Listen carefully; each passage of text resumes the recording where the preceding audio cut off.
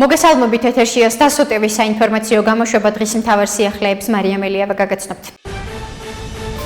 მიხეილ ყაველაშვილს სერბეთის რესპუბლიკის პრემიერ-მინისტრმა ჯურო მატუციმ თანხმოლებ დელეგაციასთან ერთად სამუშაო სადილზე უმასპინძლა. ინფორმაციას მიხეილ ყაველაშვილის პრესსამსახური ავრცელებს, რომლის თანახმად შეხვედრაზე საქართველოსა და სერბეთს შორის მჭიდრო თანამშრომლობასა და ურთიერთობების გაფართოების პერსპექტივებთან დაკავშირებით ისაუბრეს.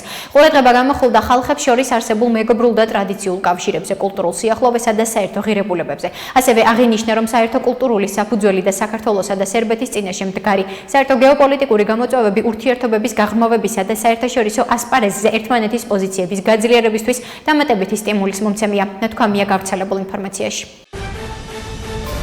უკვე დანამდვილებით შეიძლება თქვა, რომ უკრაინის ომს ნამდვილად ჰყავს ორი დამარცხებული, უკრაინა და ევროკავშირი. უკრაინა, რომელსაც ახლა საკუთარი ტერიტორიების დაკარგვის დე-ფაქტო აღიარებაზე გადაწყვეტილების მიღება უწევს და ევროკავშირი, რომელსაც უკრაინის ფინანსური და სამხედრო დახმარების უზრუნველყოფის ტვირთი საკუთარ მხრებზე აკიდეს. ამის შესახებ პარლამენტის თავმჯდომარე შალვა პაპუაშვილმა ჟურნალისტებს განუცხადა. პაპუაშვილის თქმით, ჯერ შეუძლებელია თქვა, რუსეთ-უკრაინის ომში ვინმე თუ იქნება გამარჯვებული. მე კი ვთქვი, რომ გამარჯვებული ეყოლება თუ არა ომს ჯერ არ ჩანს თქო, თუმცა ერთი სექტორი ნამდვილად იქნება გამარჯვებული. ეს არის საფინანსო სექტორი, რომლისგანაც 90 მილიარდ ევროს ახლა ევროკავშირი ისესხებს. ამ საფინანსო სექტორში ვინ არიან წამყვანი კომპანიები, მგონი ყველასთვის ძალიან კარგად არის ცნობილი, აცხადებს პაპუაშვილი. უნდა მოვიდეს დრო, როცა ჩვენს მეგობრებს და კოლეგებს ციხის კარებთან კი არ შევხვდებით და დავხვდებით, არამედ დემოკრატიულ არჩევნებზე. ამის შესახებ პარტია თავისუფლების მოედნის ლიდერმა ლევან ცუცქირიძემ განაცხადა, რითაც კოალიცია ცვლილებისთვის ერთ-ერთი ლიდერის ზურაბ ჯაფარიძის რუსთავის ციხიდან დათქმულ დროზე რამდენიმე საათით ადრე გამოშვებას გამოეხმაურა. მისი თქმით, ვინც პოლიტიკოსები ასე გამოამწყუდია ციხეში, მათ პასუხი უნდა აგოთ. ვაპირებდი, რომ ზურას ციხის კარებთან დავხვედროდი, მაგრამ ადრე გამოუშვეს, რომ ვითომ ჩაეშალათ დახვედრა. არა უშავს, სახლთან დავხვდებით და შევხვდებით, განაცხადა ლევან ცუცქირიძე. რამდენხანს დაგვაცდიან გარეთ ყოფნას, ეს არის მნიშვნელოვანი, რის გაკეთებას მოვასწრებთ, საშუალებას მოგცემენ თავისუფლებას შევიგრძნოთ, მერე გავჩუმდეთ, გავჩერდეთ, ან ქვეყნიდან წავიდეთ, ბრძოლა არ უნდა გავაგრძელოთ, ამას ვერ მიიღებენ. ამის შესახებ კოალიცია ცვლილებისთვის ერთ-ერთმა ლიდერმა ზურაბ ჯაფარიძემ პენიტენციური დაწესებულების დატოვების შემდეგ განაცხადა, მისივე თქმით, ის დღეს რუსთაველის გამზირზე მისვლას გეგმავს. თუ საქართველოს ტარიფების პრობლემა არ მოგვარდება, იმედი მაქვს, რომ ბიზნესები აზერბაიჯანიდან იმპორტისა და ექსპორტის ალტერნატიულ გზებს მოძებნიან. შესაბამისი განცხადება სომხეთის პრემიერ-მინისტრმა ნიკოლ ფაშინიანმა გააკეთა. ფაშინიანმა დაადასტურა, რომ აზერბაიჯანული ბიზნესის პირველი პარტია აზერბაიჯანიდან სომხეთისკენ საქართველოს გავლით რკინიგზით უკვე მიემგზავრება. ბენზინი კერძო კომპანიის მიერ იყო შეძენილი. მისი თქმით, შეთანხმებები არსებობს პოლიტიკურ დონეზე, რომელთა დეტალებიც ორივე ქვეყნის ბიზნეს წრეებს გადაეცემათ. თუ შესაბამისი ინტერესი იქნება, შეთანხმებები იქნება მიღწეული. აზერბაიჯანთან ამ თანამშრომლობის გაგრძელების შესაძლებლობაზე საუბრისას ფაშინიანმა აღნიშნა, რომ საქართველოს ტერიტორიაზე სატრანზიტო ტარიფებთან გარკვეული პრობლემები არსებობს. მან იმედი გამოთქვა, რომ ეს პრობლემები მოგვარდება. წახალისება ექსტრემიზმის და ამას შიდა საქმეებში ჩარევას დავარქმევთ, თუ კონკრეტული მიზნისთვის ბრძოლას, ეს პოლიტიკური გემოვნების საკითხია, მაგრამ ფაქტია, რომ შიდა საქმეებში ჩარევა გამოიხატება იმ ცუდ პრაქტიკაში, რასაც ქვია საქართველოში რევოლუციური პროცესების წახალისება და ფინანსური რესურსით უზრუნველყოფაც. ასე შეაფასა პარლამენტის პირველმა ვიცე-სპიკერმა გია ვოლსკიმ ევროპარლამენტში გამართული დებატები, რომელიც საქართველოს შეეხებოდა. მისი თქმით, ევროპარლამენტში წარმოუდგენელი ატმოსფეროა შექმნილი, რადგან სახალხო პარტია ალდე არიან, რომლებიც მრავალრიცხოვანია, თუმცა მათი დიდი ნაწილი სიტუაციაში საერთოდ ვერ ერკვევა. აქ წახალისება ექსტრემიზმის და ამას შიდა საქმეებში ჩარევას დავარქმევთ, თუ კონკრეტული მიზნისთვის ბრძოლას, ეს პოლიტიკური გემოვნების საკითხია, მაგრამ ფაქტია, რომ შიდა საქმეებში ჩარევა გამოიხატება იმ ცუდ პრაქტიკაში, რასაც ქვია საქართველოში რევოლუციური პროცესების წახალისება და ფინანსური რესურსით უზრუნველყოფაც, განაცხადა ვოლსკიმ.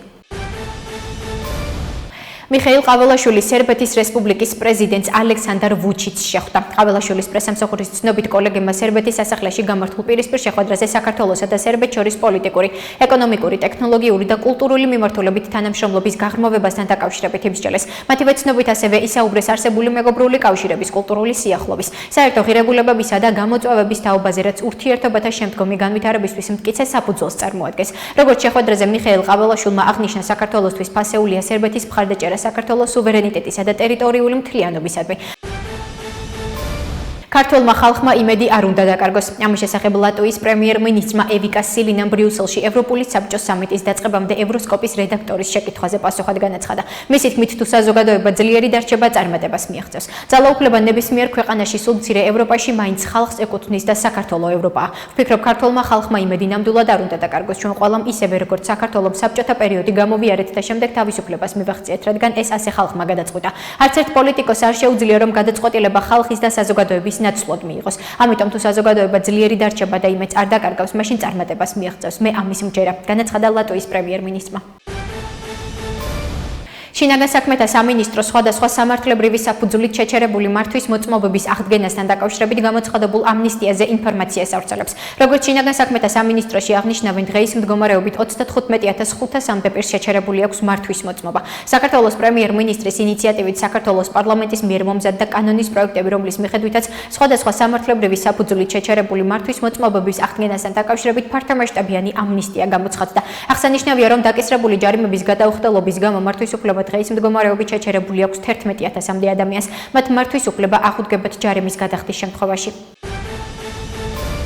ევროპის საბჭოს კომისარმა ადამიანის უფლებების საკითხებში მაიკლ ოფლაერტიმ საქართველოს გენერალურ პროკურორს გიორგი გვარაკიძეს წერილი გაუგზავნა, სადაც ის გამოხატავს შეშფოთებას 2024 წლის ბოლოს სამართალდამცავი ორგანოების მიერ მომიტინგეებისა და ჟურნალისტების წინააღმდეგ ძალის არაპროპორციული გამოყენების სავარაუდო შემთხვევების გამოძიებაში ხელშესახები პროგრესის არარსებობის გამო. ინფორმაციას ევროპის საბჭო ავრცელებს. კომისარი შეშფოთებას გამოთქვამ სპეციალური საგამოძიებო სამსახურის მიერ დაწყებული და პროკურატურისთვის გადაცემული გამოძიებების ეფექტურობასთან დაკავშირებით. კერძოდ, წერილში აღნიშნულია, რომ მაშინ, როცა მომიტინგეების წინააღმდეგ სისხლის სამართლის საქმეები წინ წავიდა და გამომტყუნებელი განაჩენებით დასრულდა, პოლიციის მიერ სავარაუდო ძალადობის ფაქტებზე პასუხისმგებლობა არავის დაკისრებია. წერილში ნახსენებია საქართველოს სახალხო დამცველის დასკვნები, რომლებიც მომიტინგეების მიმართ არასათანადო მოპყრობის მრავალრიცხოვან ბრალდებებს ადასტურებს, მათ შორის წამებისა და ქალი მომიტინგეების მიმართ სექსუალური ძალადობის სავარაუდო მუქარი შესახებ ცნობებს.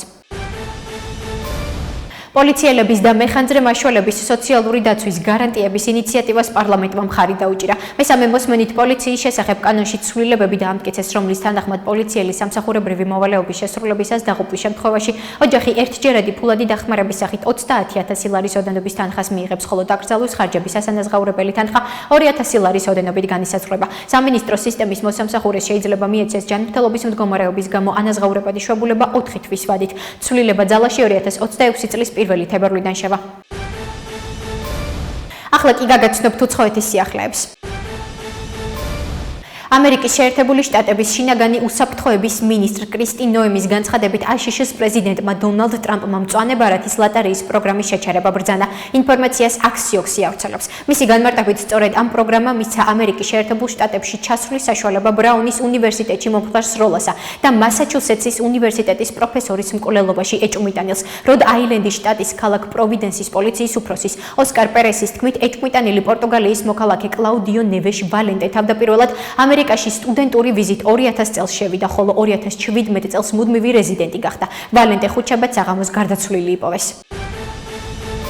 გრძელი და რთული ღამე გადავიტანეთ, მოვახერხეთ ომის რისკის თავიდან აცილება, არ დავუშვით, რომ ევროპას რუსეთისთვის რუსული აქტივების გამოყენებით ომი გამოეცხადებინა. ამის შესახებ უნგრეთის პრემიერ-მინისტრი ვიქტორ ორბანი X-ზე წერს. მისი მტკიცებით ეს გეგმა ევროპას ომში ჩაითრევდა და უნგრეთს 1000 მილიარდი უნგრული ფორინტის გადახდის ტვირთს დააკისრებდა. ჩვენ შევძელით უნგრული ოჯახების ამის განდაცვა. ამავდროულად 24 წევრმა სახელმწიფომ გადაწყვიტა უკრაინისთვის ომის სესხის გამოყოფა მომდევნო 2 წლის განმავლობაში. თუ უკრაინა ვერ შეძლებს სესხის დაფარვას, ამ ევროპელ ქვეყნებს მოუწევთ. აცხადებს ორბანი. მისი თქმით, უნგრეთმა, სლოვაკეთმა და ჩეხეთის რესპუბლიკამ გადაწყვიტეს უკრაინის დაფინანსებაში მონაწილეობა არ მიიღონ.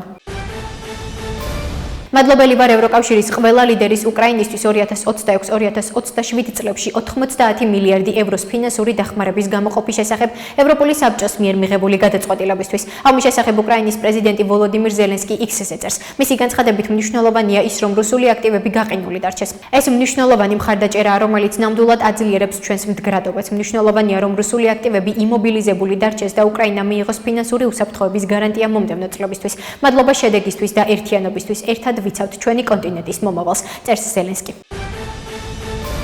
ამერიკის შეერთებული შტატების პრეზიდენტი დონალდ ტრამპი უკრაინას მოუწოდებს ომის დასრულების შესახებ შეთანხმებასთან დაკავშირებით სწრაფად იმოქმედოს. ისინი რაღაცასთან ახლოს არიან, მაგრამ იმედი მაქვს უკრაინას სწრაფად იმოქმედებს. იმედი მაქვს უკრაინას სწრაფად იმოქმედებს, რადგან რუსეთი იქ არის და იცით ყოველ ჯერზე, როცა მათ ძალიან დიდი დრო სჭირდებათ, რუსეთი იცვლის აზრს, აღნიშნა ტრამპმა. შეგახსენებთ, მედიის ინფორმაციით მაიამიში ამერიკის შეერთებული შტატებისა და რუსეთის წარმომადგენლების შეხვედრა იგეგმება. ამერიკის შეერთებული შტატების დელეგაციის შემადგენლობაში დონალდ ტრამპის სპეციალური წარმომადგენელი სტივ უიტკოფი და ტრამპის სიძე ჯარედ კუშნერი იქნებიან. რუსეთის დელეგაციის შემადგენლობაში კი სუვერენული სიმდიდრის ფონდის ხელმძღვანელი კირილ დმიტრიევი იქნება. ასეთი იყო მიმდინარე სიახლეები მომავალ შეხვედრამდე.